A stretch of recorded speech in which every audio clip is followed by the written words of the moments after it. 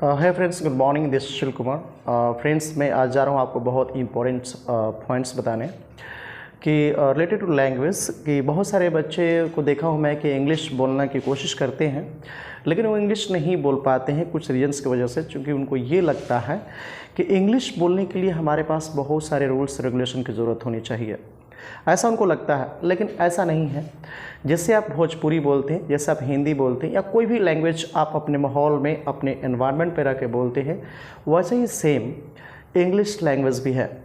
क्योंकि मैं मानता हूँ कि यहाँ पे ऐसा एनवायरनमेंट नहीं है, लेकिन आपको खुद प्रैक्टिस से एनवायरनमेंट क्रिएट करना पड़ेगा। क्योंकि जो प्रैक्टिस होगा ना, वो आपको एनवायरनमेंट देगा और आपके अंदर फीलिंग्स तय करेगा। जिसे कहा जाता है ना कि एक्शन, जो एक्शंस होते हैं, एक्शंस प्लस इमोशन, जो एक्शन होंगे ना वो आपको इमोशन प्लस कर देंगे, यानी आपको इमोशन पैदा करेंगे एक्शंस। जब आप जितना ही एक्शन करेंगे यानी प्रैक्टिस करेंगे आप जितना ही, उतना ही आपके अंदर इमोशन क्रिएट होगा। तो सिंपल सी बात है, लैंग्वेज आपको प्रैक्टिस से आती है, न कि बहुत सारे रूल्स रेगुलेशन जानने से। तो आप कभी कन्फ्यूज मत होइएगा कि हमारे पास बहुत रूल्स होगा तभी हम इंग्लिश बोल पाएंगे, अदरवाइज नहीं। अब ज़रा आपको मैं एग्जांपल दे रहा हूँ। छोटा सा बच्चा अपने जो जहाँ रहता है अपने घर में या घर का जो भी उसकी माहौल होती है, तो वहाँ वो भोजपुरी में अगर रहता है तो भोजपुरी बोलना सीख जाता है, हिंदी अगर माहौल है तो हिंदी बोलना सीख जाता है। जैसा आप इन्वायरमेंट रखते हो ऐसा बोलना सीख जाता है।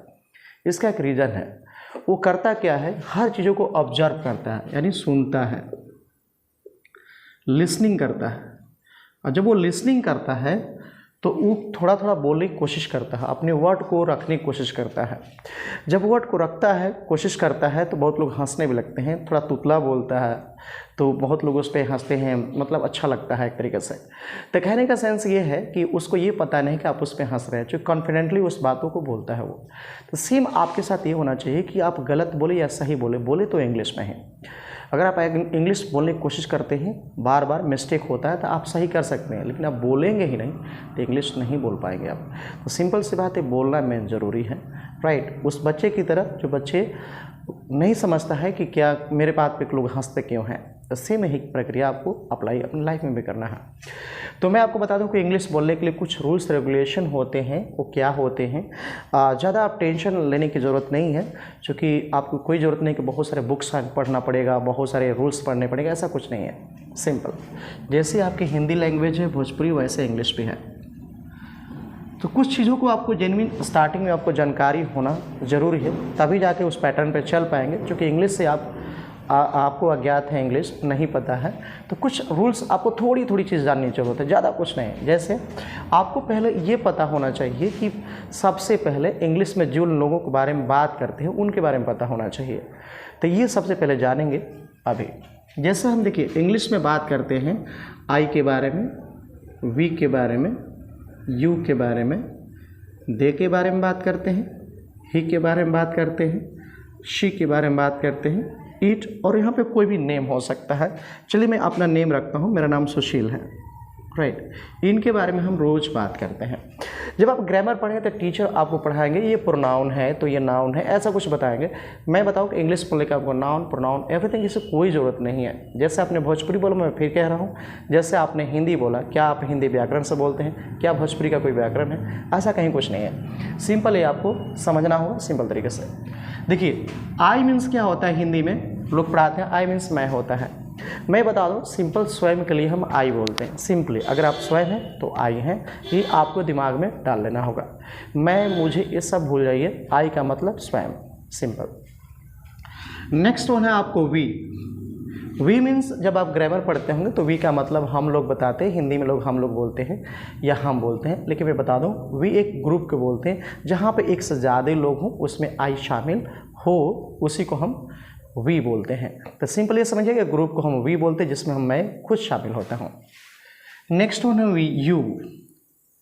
यू सिंपल्स, यू मीन्स आपको तुम, आप या आप लोग पढ़ाया जाता है, तुम लोग बताया जाता है हिंदी में। लेकिन मैं आपको बता दूं लैंग्वेज बेस पे कि यू का मतलब सामने वाला, जो आपके सामने खड़ा हो वो यू है, और आप उनके सामने खड़ा है, आप उनके लिए यू हैं। एक हो या एक से ज़्यादा हो ये मैटर नहीं करता है, सामने वालों को हम यू कहते हैं सिंपली। नेक्स्ट वन है आपको friends they. They means simply होता है कि जहाँ पे एक से ज़्यादा लोग हों उसमें आई शामिल ना हो, उसको हम दे कहते हैं। तो आपको कन्फ्यूज होने की ज़रूरत बिल्कुल नहीं है। दे का मतलब ये होता है जहाँ पे एक से ज़्यादा लोग हों उसमें आई शामिल बिल्कुल भी नहीं रहेगा, सिंपल। नेक्स्ट वन ही का मतलब ऐसे हिंदी में वह होता है, और मैं बता दूं कि आप जब हिंदी पढ़ेंगे, हिंदी कोडिंग पढ़ेंगे तो ही मीन्स वही रटवाया जाता है, यानी पढ़ाया जाता है। तो आपको मैं बता दूं लैंग्वेज बेस पे ही का जो यूज़ होता है सिंपल, कोई मेल होगा वो फर्स्ट पर्सन होना चाहिए, थर्ड पर्सन वो मेल होगा, सिंपल उसको हम क्या बोलेंगे, ही बोलते हैं। नेक्स्ट वन शी, दोनों का सेम मीनिंग ऐसे हिंदी में पढ़ाया जाता है, जैसे ही मीन्स वह पढ़ा दिया जाता है, लेकिन थोड़ा सा डिफरेंस से ही बताया जाता है वहाँ पे कि ही मीन्स वह होता है, सॉरी ही पुरुष के लिए होता है, कोई मेल होगा वहाँ पे ही होगा, और शी का यूज़ करेंगे जहाँ पे फीमेल होगी तो वहाँ पे शी का यूज़ करेंगे, बस दोनों सिंगल ही है। नेक्स्ट वन ईट है। ईट का हम यूज़ वहाँ पे करते हैं जो जितने भी नॉन लिविंग थिंग्स यहाँ पे दिख रहे हैं आपको हमारे एनवायरनमेंट में, सबके लिए हम ईट का यूज़ करते हैं। और जहाँ पे हम कन्फ्यूज़ हैं कि वो मेल है या फीमेल, ही है कि शी है, तो वहाँ पर हम ईट का यूज़ करते हैं, राइट। मुझे ऐसा लगता है कि आप इसे कंफर्म हो गए होंगे कि इसका इस्तेमाल हम कहाँ पे करते हैं, राइट। और उसके बाद लास्ट में नेम।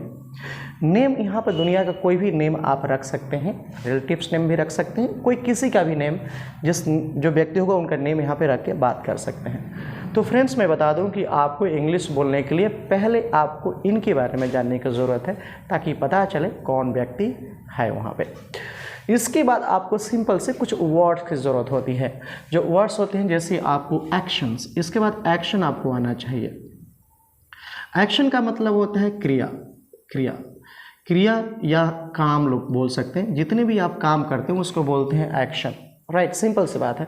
तो क्रिया या काम वही कह सकते हैं।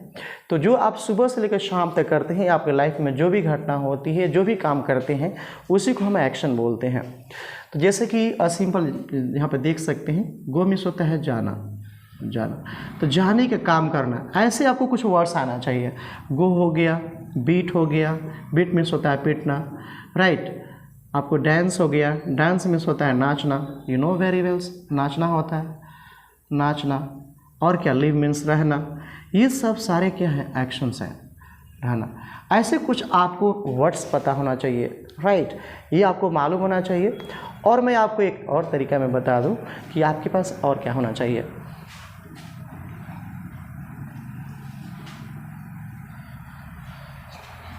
आपके पास और क्या होना चाहिए, इसके बाद आपको आना चाहिए मैनर्स, यानी तरीका आना चाहिए, मैनर्स होना चाहिए। ये मैनर्स होना चाहिए कि किसी भी सेंटेंस, किसी भी वाक्य को सजाएं कैसे और उसको बोले कैसे, सिंपली ये आना चाहिए। अगर आप बोलचाल के भाषा में रहेंगे तो धीरे धीरे आप सीख भी जाते हैं, लेकिन अगर प्रैक्टिस करते हैं तो आपकी जो लैंग्वेज की जो बोलने की स्टाइल होता है, जो आपकी प्रोसेस होगी, बहुत बेहतरीन होगा अगर आप प्रैक्टिस करते हैं तो ये आपको मैनर्स आना चाहिए, यानी तरीका आपको पता होना चाहिए।